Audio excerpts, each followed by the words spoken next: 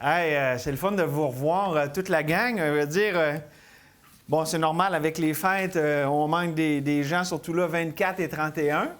Mais disons qu'il y en a pas mal qui ont été frappés par... soit, c'était pas mal de la grippe qui courait. Parce que les rhumes, d'habitude, ça nous neutralise pas trop longtemps. Content de tous vous revoir. À ce que je cherche, je pense que... Ah, il y a juste les... C'est vrai, les Colts, qui en reste encore un petit peu des malades. Bon, content de vous voir ce matin. On est dans Genèse et on a lu le chapitre au complet. Je veux lire le verset 16 et le verset 17. Et on va voir des vérités vraiment par rapport à ce signe de l'Alliance ce matin. L'arc dans la nue. Ça, c'est l'arc-en-ciel, OK? Mais l'arc dans les nuages, OK? Dans la nue.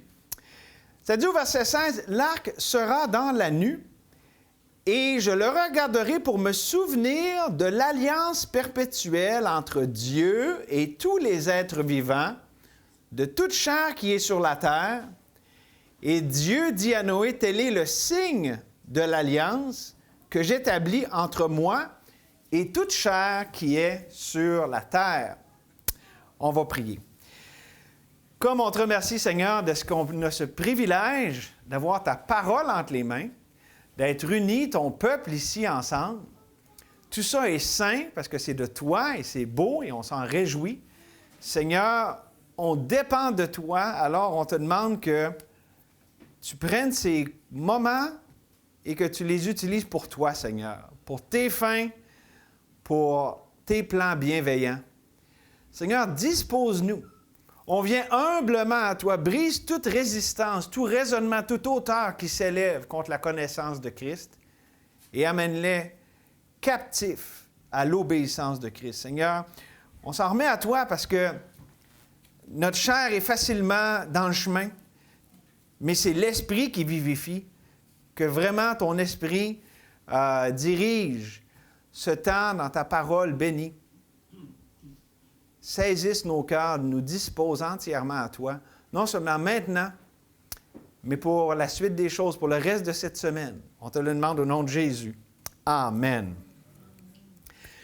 Le signe ici de l'alliance noachique, ça fait un gros mot un peu bizarre, mais de l'alliance avec Noah, nous pointe à Jésus de façon bien inouïe parce que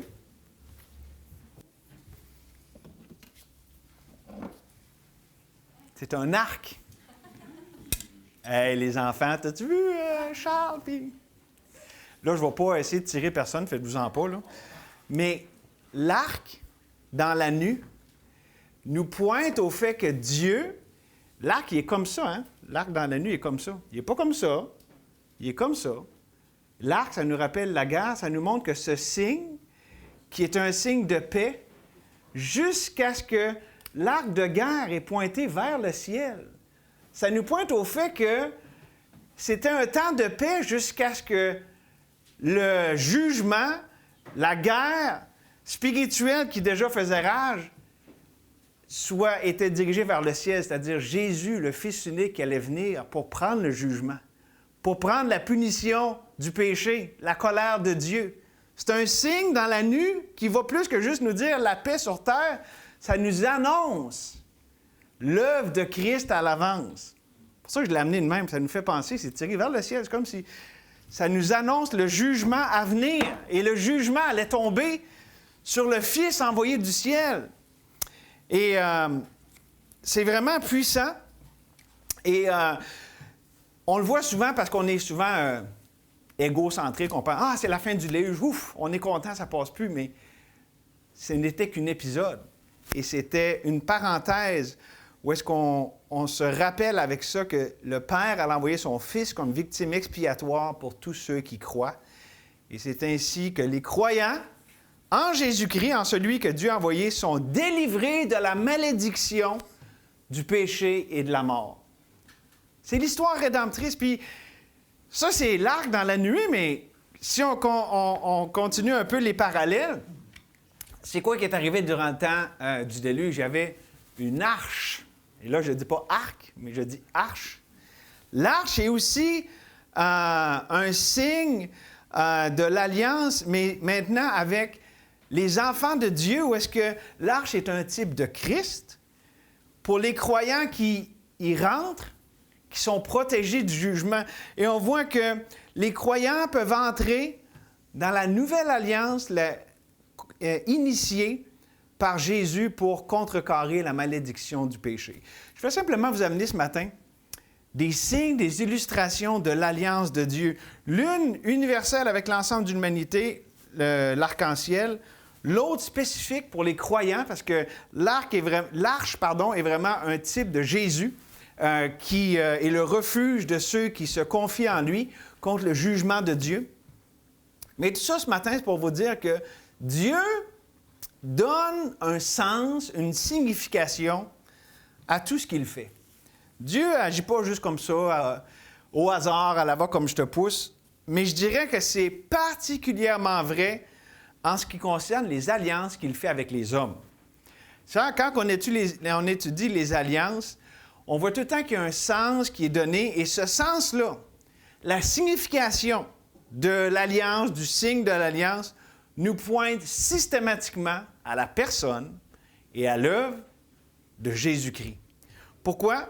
Parce que Jésus est la substance même de cette alliance. Écoutez, Ésaïe 42, 6. « Moi, l'Éternel, je t'ai appelé pour le salut.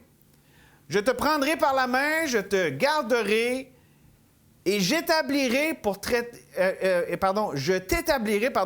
traiter alliance avec le peuple, pour être la lumière des nations. » Jésus, c'est lui le moyen par lequel Dieu établit son alliance. Écoutez aussi comment Jésus est le médiateur de l'alliance. Mais maintenant, il a obtenu un ministère d'autant supérieur qu'il est le médiateur, ça parle de Jésus encore, le médiateur d'une alliance plus excellente qui a été établie sur de meilleures promesses. Donc, Jésus est la substance de l'alliance, il est le médiateur de l'alliance, il est aussi l'accomplissement de l'alliance, comme l'a prophétisé Zacharie dans Luc 1.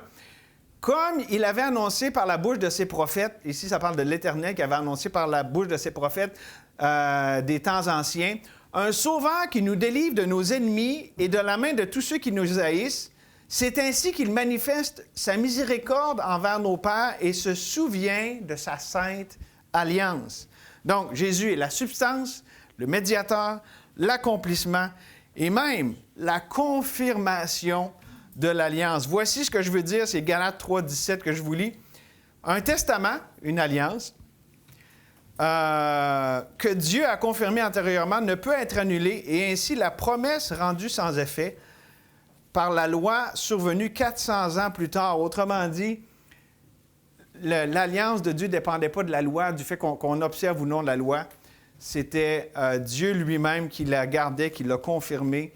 Et tout ça nous amène complètement et en tout point à voir la personne et l'œuvre de Jésus-Christ. J'ai pourtant vous expliquer ça parce qu'on considère dans le mois de janvier tout le concept de l'alliance. Et aujourd'hui, on va considérer vraiment le signe de l'alliance en Jésus-Christ. Et Jésus lui-même, en parlant aux leaders de son peuple, a dit « Vous sondez les Écritures parce que vous croyez avoir en elles la vie. Ce sont elles qui rendent témoignage de moi. » Puis là, il leur dit, bien, vous ne venez pas à moi pour avoir la vie. Mais ce sont elles qui, les Écritures, rendent témoignage de Christ. C'est ça que je vous souligne ce matin. Et spécialement dans la question de l'alliance.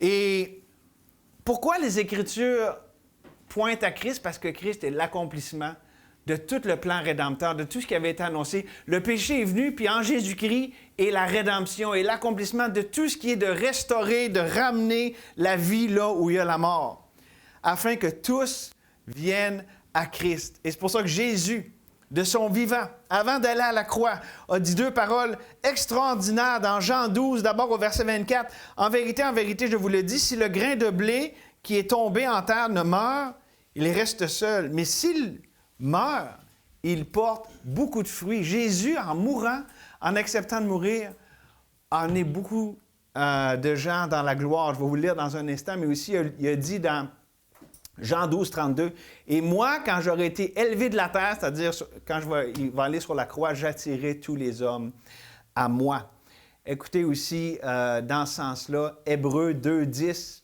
Ça, si vous ne l'avez pas appris, je vous encourage à l'apprendre par cœur. « Il convenait, en effet, que celui pour qui et par qui sont toutes choses, et qui voulait conduire à la gloire beaucoup de fils et élever à la perfection par les souffrances le prince de leur salut. » Jésus, son œuvre, à cause qu'il a accepté de mourir, il a amené beaucoup de nous, les croyants, les enfants de Dieu, au salut, à la gloire. Et c'est ça toute l'idée de la rédemption. C'est ce qui est signifié dans les alliances que Dieu a faites avec l'humanité. Il y en a plusieurs, mais il y en a deux grandes. L'ancienne et la nouvelle. Et même dans l'ancienne, il y avait des signes qui étaient donnés qui pointaient encore à Jésus-Christ, l'accomplissement de la nouvelle alliance. Par exemple, saviez-vous que, je vous lis Josué 5, 9, et c'est toujours en introduction là, sur le concept d'alliance. « L'Éternel dit à Josué, « Aujourd'hui, j'ai roulé de dessus vous l'opprobre de l'Égypte, et ce lieu fut appelé du nom de Gilgal, jusqu'à ce jour. » Gilgal, ça veut dire rouler. Dieu, avant de les faire entrer en ta promesse, il a dit, vous devez être circoncis. C'est un signe de l'alliance. La circoncision était le signe de l'ancienne alliance, mais ça nous pointait à Christ qui allait ôter le péché du monde. Ici, c'était de façon figurée avec la circoncision dans Josué 5. Mais écoutez, c'est quoi, dans le fond, l'accomplissement qu'on voit dans Ésaïe 53? Méprisé et abandonné des hommes de douleur, habitués à la souffrance, semblable à celui dont on détourne le visage, nous l'avons dédaigné, nous n'avons fait de lui aucun cas. Cependant, ce sont nos souffrances qu'il a portées. C'est comme ça que Dieu a roulé l'opprobre du péché. C'est de nos douleurs qu'il s'est chargé et nous l'avons considéré comme puni, frappé de Dieu et humilié. Mais il était blessé pour nos péchés, brisé pour nos iniquités.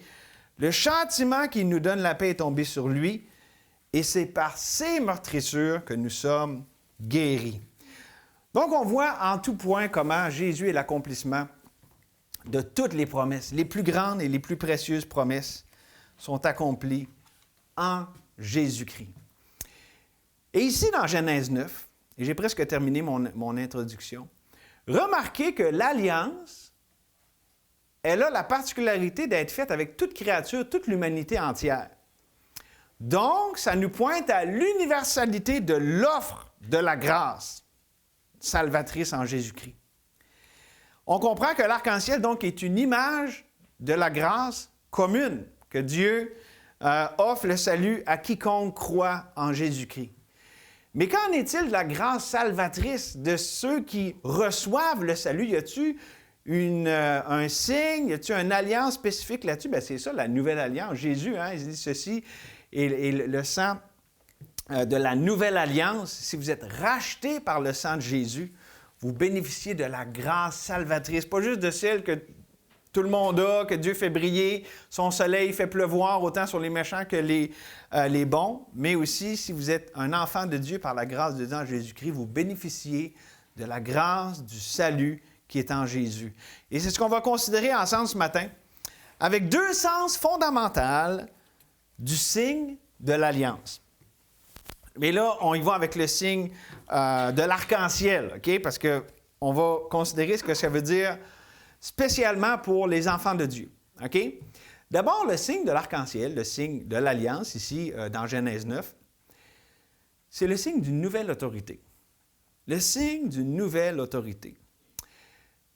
S'il y a quelque chose qui a été démontré puis prouvé par le déluge, c'est lorsque l'homme est sous sa propre autorité, ça donne l'autodestruction et le chaos, n'est-ce pas? Ça va pas bien. Quand l'homme est livré à lui-même, c'est la débandade, la destruction. Or, et là, je vais amener, on parle d'autorité. On va parler quelques instants d'autorité. Pourquoi le concept même d'autorité est répugnant, là, c'est peut-être fort un peu, et repoussant, disons, à la personne, à l'homme, puis là, l'homme, l'humain, là, ou je dirais pour le moi. Pourquoi c'est repoussant quand on parle d'autorité? Pourquoi c'est pas un concept qu'on aime? Vous savez que ce n'était pas comme ça dans le Jardin d'Éden avant la chute. Ça a changé après la chute. Mais pourquoi est-ce qu'on est comme ça repoussé par le concept d'autorité? Bien, parce que l'autorité implique l'exercice du pouvoir d'une personne sur une autre personne.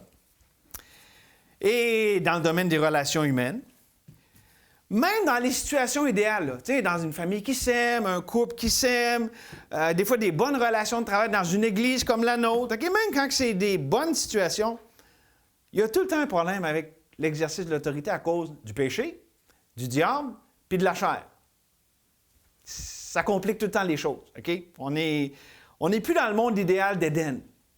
Donc, l'exercice de l'autorité, c'est tout le temps quelque chose de problématique à cause de ces trois éléments-là. Ça veut dire que je ne peux pas être en relation de proximité avec quelqu'un, de grandir dans la grâce de Dieu avec les autres que Dieu a placés autour de moi.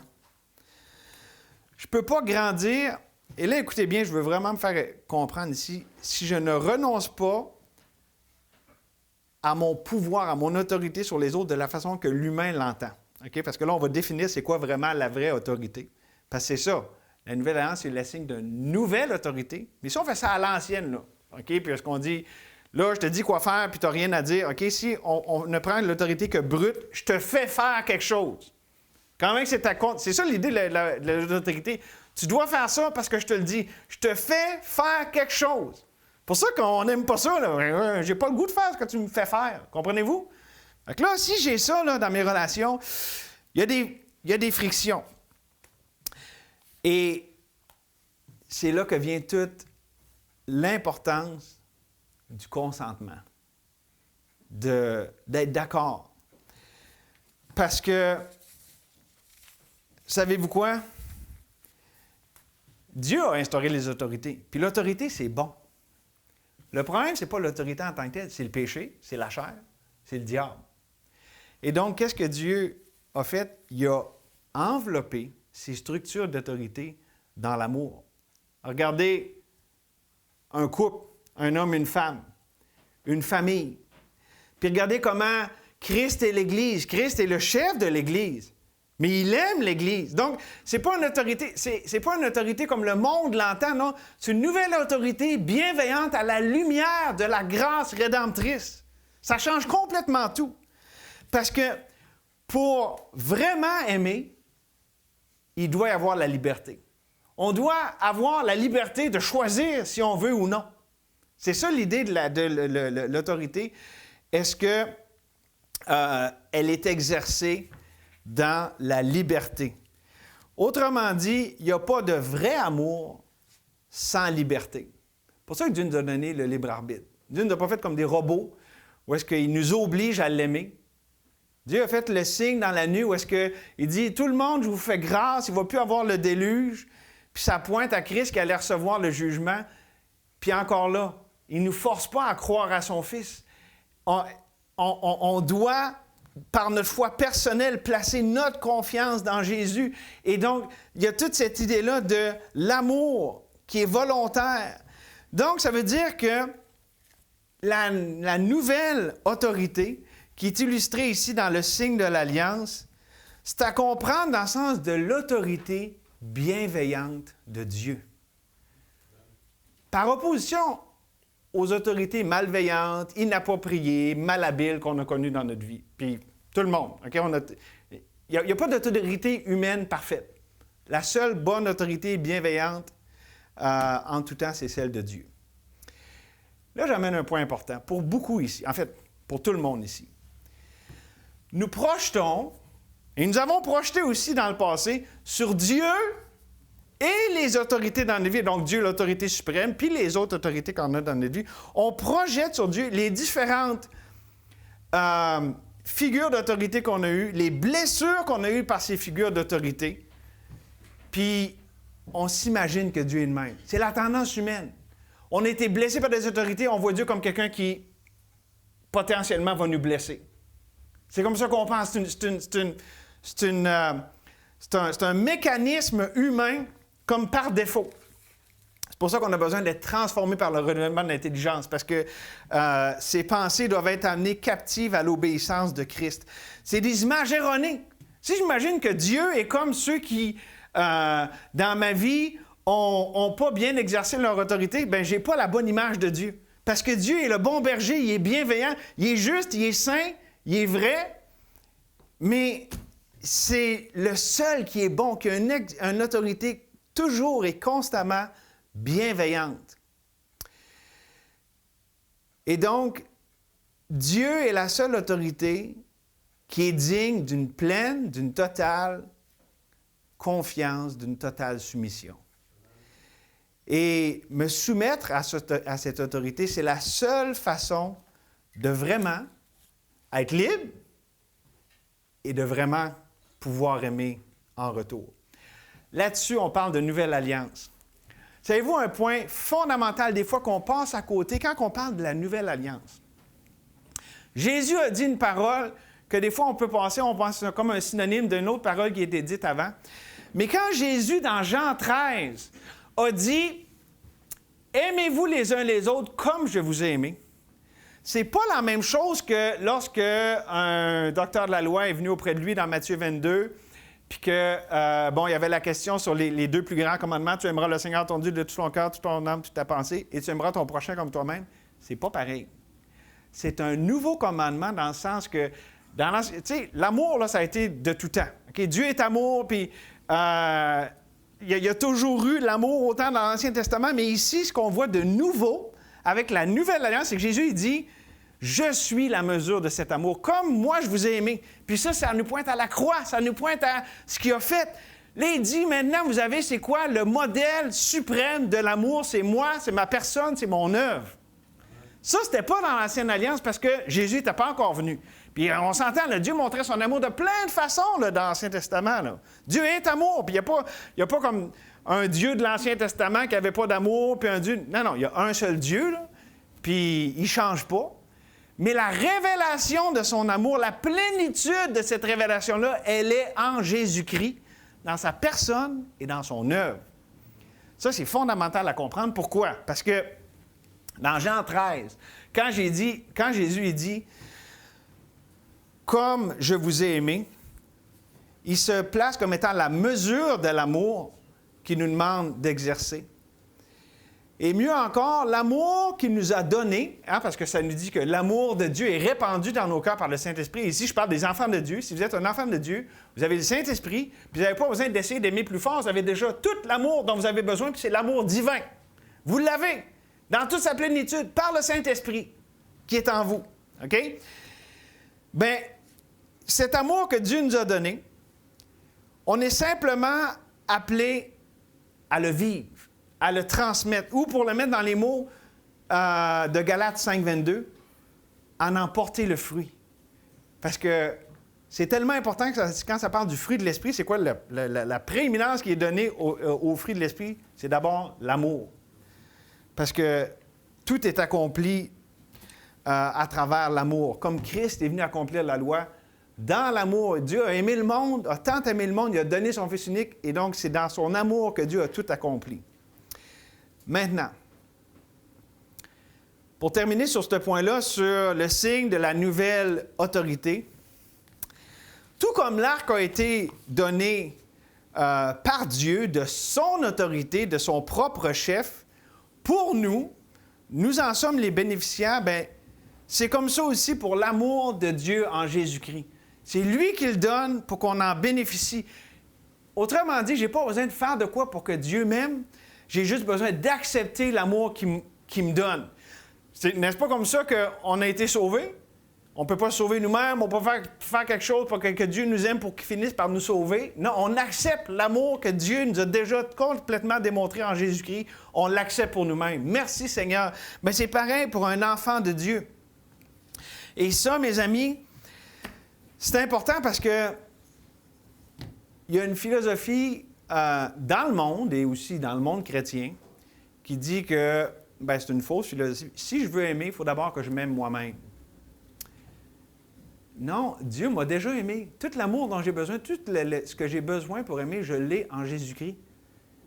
Et Peut-être que je peux comprendre quelqu'un qui va dire « Ah, j'ai vécu des choses dures, puis accepter le pardon de Dieu. » Tu sais, des fois, on a vécu des choses dures, puis on a de la misère. Des fois, on est dur avec nous-mêmes, puis je peux comprendre que là, ça va être un obstacle dans mes relations avec les autres, mais c'est pas l'idée que je veux m'aimer moi-même en premier, c'est que j'accepte l'amour que Dieu a pour moi. Quand je suis sécure dans cet amour-là, j'en déborde, je peux le partager. Ce que je reçois, je peux le donner aux autres. Et ça m'amène au deuxième sens du signe de l'Alliance. Non seulement c'est le signe de la nouvelle autorité, mais c'est aussi le signe d'une nouvelle source. Une nouvelle source. L'arc-en-ciel, l'arc dans la nuit, ne prend pas sa source en l'homme. Bon, là, les gens vont dire, ah, physiquement, c'est un phénomène physique. Oui, justement, avant le déluge, il n'y en avait pas d'arc parce qu'il n'y avait pas de pluie. Okay? Fait que Dieu l'a donné parce que c'est quelque chose qui n'était pas là avant, puis il dit, tu sais, fait que, effectivement, c'est une loi que Dieu a établie avec les gouttelettes d'eau et tout ça, puis c'est comme ça. Quand il pleut, puis c'est le signe que Dieu a donné parce que c'est rattaché à ce par quoi Dieu a jugé, l'eau qui tombe du ciel, bien comme ça, maintenant, ça nous rappelle la grâce de Dieu. Et donc, ça ne prend pas source en l'homme, c'est Dieu qui a donné ce signe-là, de l'arc-en-ciel, et ça a été donné par Dieu, c'est gardé par lui, comme le signe qu'il fait du bien et qu'il garde sa bonté envers l'humanité, sur lequel avant il a déversé sa colère, le jugement du déluge. Mais comme je l'ai dit, cette colère qu'il retient jusqu'à ce qu'il la déverse sur le Fils. C'est ça qu'on voit, l'arc-en-ciel, c'est quelque chose qui nous pointe à la croix, qui nous pointe au jugement qui est tombé sur le Fils. Et Jésus, c'est lui l'accomplissement parfait de la réconciliation, de la justice et de l'amour de Dieu. Et on a là une différence fondamentale entre l'Ancienne Alliance et la Nouvelle Alliance, toujours illustrée par notre arc-en-ciel ici, parce que ça nous montre que la Nouvelle Alliance est basée sur une nouvelle source de vie. L'Ancienne Alliance, c'était quoi? Ça se résume en « celui qui fait ces choses vivra par elles ». C'était ça, l'Ancienne Alliance. OK, allez-y, là, fort, là, gardez la loi. Puis c'était un ministère de condamnation. Le but, c'était de nous montrer qu'on ne pouvait pas justement faire ces choses puis vivre par elles. OK? On ne peut pas avoir la vie de nous-mêmes, on doit recevoir la vie de Dieu.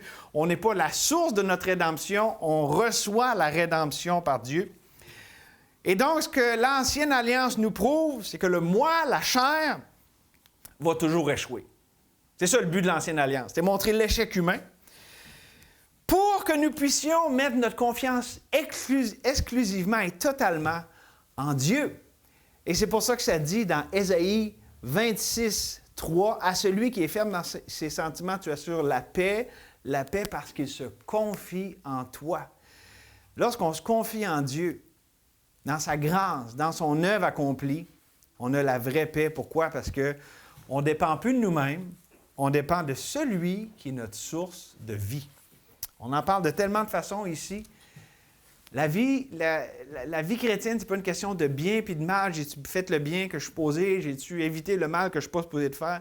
Ou est-ce que j'ai choisi la vie? Si je choisis la vie, je choisis de dépendre de Dieu qui me donne la grâce pour marcher avec lui puis porter du fruit pour sa gloire. Donc, la foi est fondamentale. Quand on parle d'une nouvelle, on a parlé d'une nouvelle autorité en question de l'amour, bien, la nouvelle source est rattachée à la question de la foi, parce que la foi, c'est ce qui nous rattache à la source. Dieu est la source d'eau vive. Mais qu'est-ce que ça dit? Ce matin, on a prié, c'est sorti dans le temps de prière, c'est un de mes deux frères, je ne me rappelle plus c'est lequel, mais que le peuple d'Israël dans Jérémie se faisait dire « Hein, vous m'avez abandonné, moi qui est la source d'eau vive, pour vous creuser des citernes crevassées qui ne retiennent pas l'eau. » Mais c'est quoi le problème? Ils ne se confiaient pas en Dieu. Ils se confiaient dans, bon, c'était des idoles, toutes sortes de choses, mais c'était des citernes crevassées qui ne retiennent pas l'eau. Donc, c'est une question de confiance. Ils ne se confiaient pas dans l'Éternel, qui est la source d'eau vive. Et c'est tellement important, la question de la foi, que Dieu prend soin de notre foi. Savez-vous comment Dieu prend soin de notre foi? Je ne sais pas si c'est le fun, là, mais il l'éprouve. Il permet à Satan de nous cribler comme le froment. Qu'est-ce qu'il a dit? à Pierre et compagnie, là, la compagnie apostolique, avant qu'il aille à la croix, il dit, « Pierre, Satan vous a... » Il parlait à Pierre, mais il parlait de toute la gang avec lui. « Satan vous a réclamé pour vous cribler comme le froment. » Vous savez quoi? Ce qui est impliqué, c'est que Dieu a dit, « Oui, OK, tu peux les cribler comme le froment. » Mais il dit, « Mais j'ai prié pour toi afin que ta foi ne défaille point. » Dieu éprouve notre foi pour la purifier, pour la fortifier, pour que notre dépendance ne soit pas aucunement de notre chair, de notre capacité, comme notre cher Pierre nous l'illustre si bien, hein, lui qui était plein de bonnes intentions. Il épure la foi pour qu'elle soit exclusivement rattachée à la source de vie, à Dieu qui est le seul qui est digne de toute notre confiance. C'est ça que Dieu fait avec notre foi. Il s'assure qu'elle est à lui exclusivement, que notre foi, notre confiance repose en lui et en lui seul. Pas Jésus plus, pas un petit peu... Comment on a été sauvés? On a été sauvés avec 99% de Jésus puis 1% des œuvres. Non.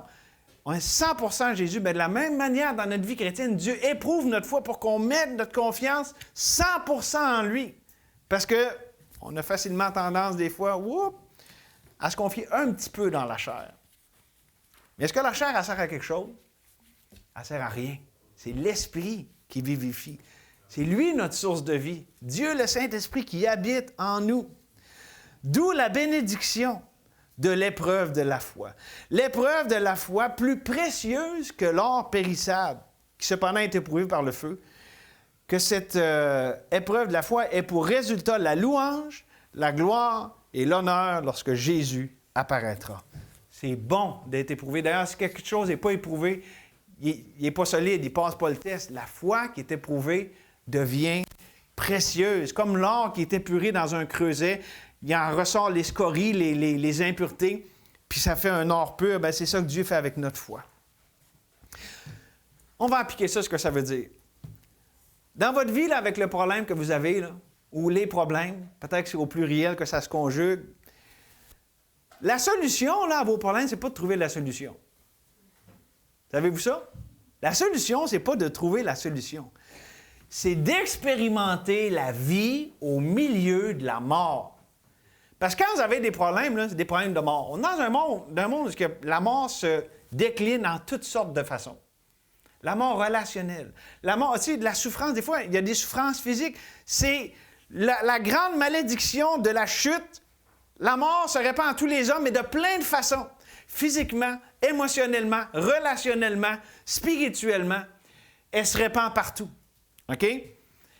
Puis, la solution à la mort, ce n'est pas d'essayer de trouver une façon de remédier à la misère qu'elle me donne. C'est dans cette mort de trouver la vie. C'est là qu'on expérimente le surnaturel. Dieu permet que la mort agisse afin que sa vie agisse en nous, à travers nous. Quand on comprend ça, et comprenez bien, là, dans notre vie, là, l'œuvre que Dieu fait dans notre vie est d'abord et avant tout spirituelle. C'est pour ça que ça nous parle dans 2 Corinthiens que les armes avec lesquelles on combat ne sont pas charnelles. Ce n'est pas avec des moyens humains qu'on combat, mais les armes avec lesquelles on combat sont puissantes par la vertu de Dieu pour renverser les forteresses. Nous renversons les raisonnements et toute hauteur qui s'élève contre la connaissance de Dieu et nous amenons toute pensée captive à l'obéissance de Christ. Dieu veut nous aligner avec cette réalité spirituelle. Comment qu'il fait? Et là, c'est le point douloureux de mon message. Dieu permet qu'on échoue dans tous les aspects de notre vie afin que lui puisse nous conquérir. Je répète cette phrase.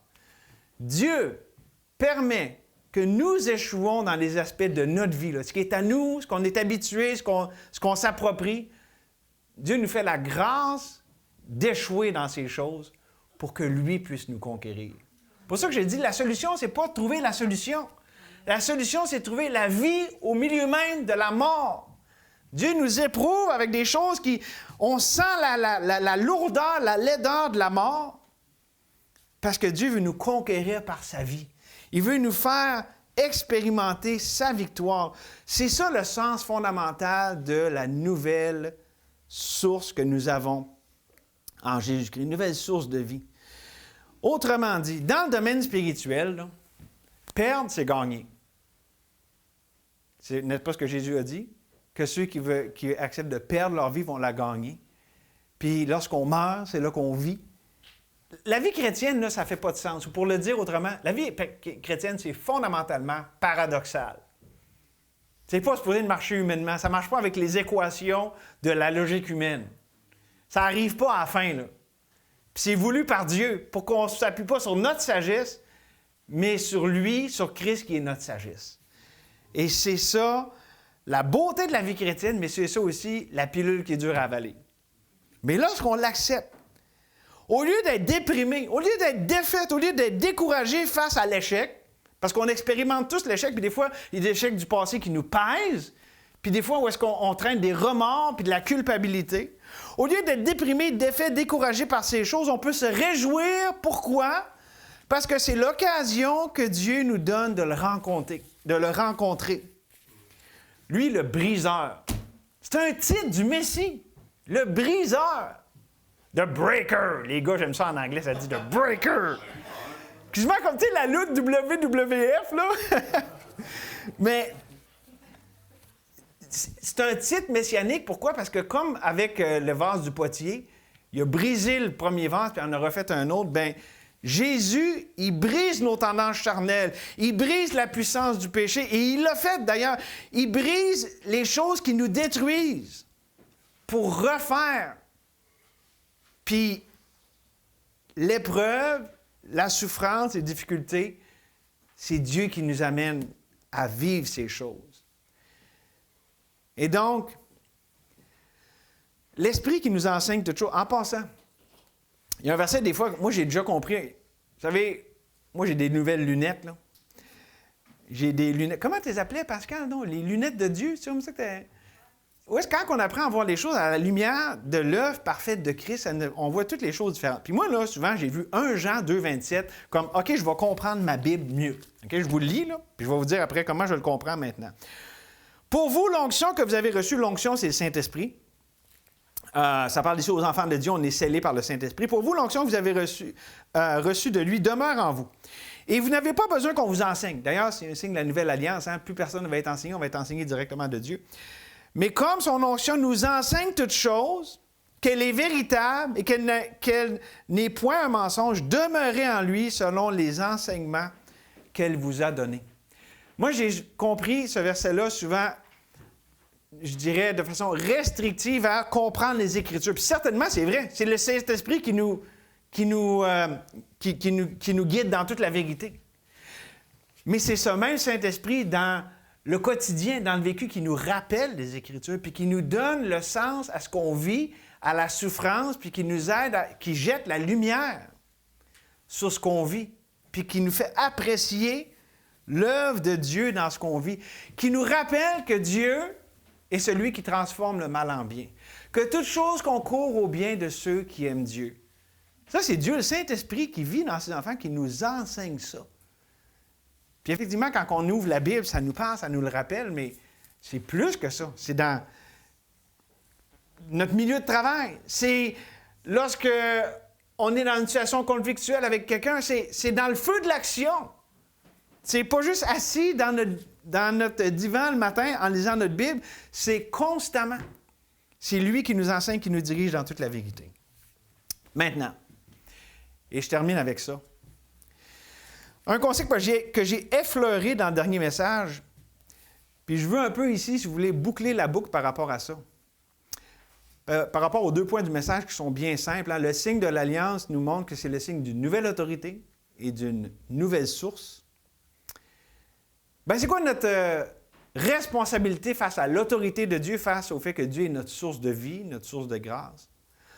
Notre responsabilité, je l'aime cette phrase-là, c'est une petite phrase catchy, là. Notre responsabilité est de répondre à son habileté.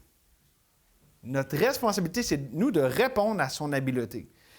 C'est ça tout le concept de la Nouvelle Alliance, parce que qu'est-ce que ça nous dit? On a tout pleinement en Jésus-Christ. On est déjà là bénis de toutes les bénédictions spirituelles dans les lieux célestes. OK? Demandez pas plus à Dieu, vous avez déjà tout. OK? Tout pleinement en lui. Notre responsabilité, c'est de répondre à ça, à ce que Dieu nous a déjà donné. C'est là que la foi est tellement importante, vitale. Est-ce que j'ajoute foi à ce que Dieu dit sur moi, dit sur ce qu'il a fait de moi?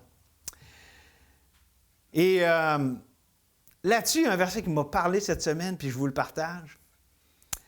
Dans notre bien-aimé prophète Ésaïe, au chapitre 3, verset 1, ça dit « Seigneur éternel, le Seigneur, l'Éternel des armées, va ôter de Jérusalem et de Juda tout appui et toute ressource. Toute ressource de pain et toute ressource d'eau. » Le Seigneur, c'est... Bon, là, ils disent « Ah, mais oui, mais dans Ésaïe, il les jugeait, il n'était pas content parce qu'il était idolâtre. » Mais on s'entend là. Dieu, c'est lui qui donne, c'est lui qui enlève. Et ici, ça dit dans Ésaïe qu'il enlève tout appui et toute ressource. Et j'aimerais vous avancer ce matin que c'est dans sa grâce que Dieu nous enlève tout appui et toute ressource. Avez-vous déjà pensé à ça? C'est une grâce. Que Dieu nous enlève nos appuis, nos ressources. Pour que nous puissions être convaincus, qu'on puisse voir la vanité de nos propres appuis, de nos propres ressources, et même, je dirais, leur dangerosité, leur puissance destructrice. Parce que la voie de la chair, la voie de la confiance en nous-mêmes, c'est la mort. Telle voie paraît droite à un homme et son issue, c'est la mort. Mais allons plus loin encore avec ce même verset-là.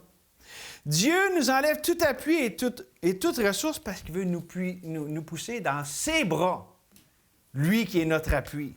Il veut nous faire bénéficier de sa grâce, qui est la ressource inépuisable de Dieu. Donc Dieu veut nous couper de nos appuis et nos ressources pour nous bénir, nous combler de son appui et de ses ressources. Et là, ça donne un sens à l'idée de répondre à son habileté. Dieu est le seul appui. Dieu a toutes les ressources infinies dans l'univers. Est-ce que tu réponds à ça? En t'humiliant, en l'acceptant, en disant « Merci Seigneur » ou tu veux essayer encore? Il te reste-tu encore assez de jus dans ta tank, de gaz pour essayer? Ou justement, Dieu a tout enlevé. C'est une grâce. Quand Dieu il dit « Tu es à sec », tu n'as plus de gaz dans ta tank. Veux-tu puiser dans mon réservoir infini, moi, la source d'eau vive? C'est une grâce quand Dieu nous amène là. C'est beau, c'est bon, c'est salutaire. Et donc, c'est ça notre responsabilité ce matin, de répondre à son habileté. C'est ta responsabilité pour le salut de ton âme. Parce que Christ est le seul qui a l'habileté de sauver. La Bible nous dit qu'il n'y a de salut en aucun autre. Et que Dieu, en Jésus-Christ, nous a donné le moyen, le seul moyen par lequel nous puissions être sauvés. Il n'y en a pas d'autre. Et ça nous dit aussi que Jésus peut sauver parfaitement ceux qui s'approchent de lui par la foi. Donc la question est simple. Quelle habileté est l'objet de la confiance, de ta confiance? Ton habileté pour te sauver ou celle de Dieu? La différence est une différence éternelle, vitale. Où est ta confiance pour le salut de ton âme ce matin? Le seul qui a l'habileté de te sauver, c'est Jésus-Christ. Que tu puisses mettre ta confiance en lui, en sa personne et en son œuvre. Enfant de Dieu, voici mon appel. Ta responsabilité, ce n'est pas d'essayer plus fort, de plaire à Dieu, mais de répondre à son habileté. Lui qui veut accomplir sa puissance dans ta faiblesse. Résiste pas à la faiblesse dans ta vie. C'est une grâce que Dieu te fait pour que sa puissance puisse s'accomplir. Pourquoi on résiste quand on est faible alors que c'est Dieu qui nous amène à ce point de faiblesse? Au lieu de résister, cédons. Répondons à son habileté. Il nous met en faiblesse, en situation de faiblesse pour que sa force puisse s'accomplir. Sais-tu, si tu es un enfant de Dieu ici, là, Dieu t'aime tellement là, qu'il te fait la grâce de te dépouiller de tout appui et de toute ressource. Que Dieu l'écrive sur notre cœur. C'est une grâce, c'est un privilège et que ce soit pour nous un sujet de joie, qu'on s'en réjouisse, que Dieu nous donne le privilège de pouvoir expérimenter ce qui est exprimé dans les psaumes 42 et 50. D'abord 42, 6. Dieu est pour nous un refuge et un appui. Un secours qui ne manque jamais dans la détresse. Est-ce que ça paraît comme si Dieu était digne de confiance? Absolument. Écoutez maintenant psaume 55. Et invoque-moi au jour de la détresse, je te délivrerai, tu me glorifieras. Donc, invoquons-le ensemble. Ce Dieu qui nous conserve sa bonté, qui nous aime d'un amour éternel, c'est pour ça qu'il nous conserve sa bonté. Ce Dieu qui nous dit, invoque-moi, je vais te répondre, je vais te montrer des choses grandes, des choses cachées que tu ne connais pas. Merci Seigneur, tu nous as donné la lumière de ta personne, de ton œuvre sur nos vies. On veut répondre, Seigneur, à ton appel ce matin. Tu n'es pas venu ici pour nous divertir, pour nous entretenir, pour qu'on passe un dimanche matin à faire quelque chose de religieux. Tu es venu nous rencontrer, tu es venu nous restaurer, tu es venu sauver ceux qui sont perdus, tu es venu fortifier, transformer ton peuple à l'image de Christ. Seigneur, tu as commencé cette bonne œuvre dans tes enfants et tu veux l'amener parfaite jusqu'au jour de Christ. Seigneur, je prie que la réponse de ton peuple ici rassemblé soit toute simple. Une simple confiance en ton habileté. Merci que tu ne nous demandes pas de retrousser nos manches puis qu'il faut qu'on s'épuise jusqu'à ce que mort s'en suive. Non, c'est toi-même qui nous enlèves tout appui et toute ressource pour qu'on découvre l'infinie richesse de ta grâce. Qu'on découvre que tu as un appui immanquable qui ne manque jamais et que les ressources de ta grâce sont infinies. Oh, béni sois-tu, notre Dieu. Merci. Merci, Seigneur, au nom de Jésus. Amen.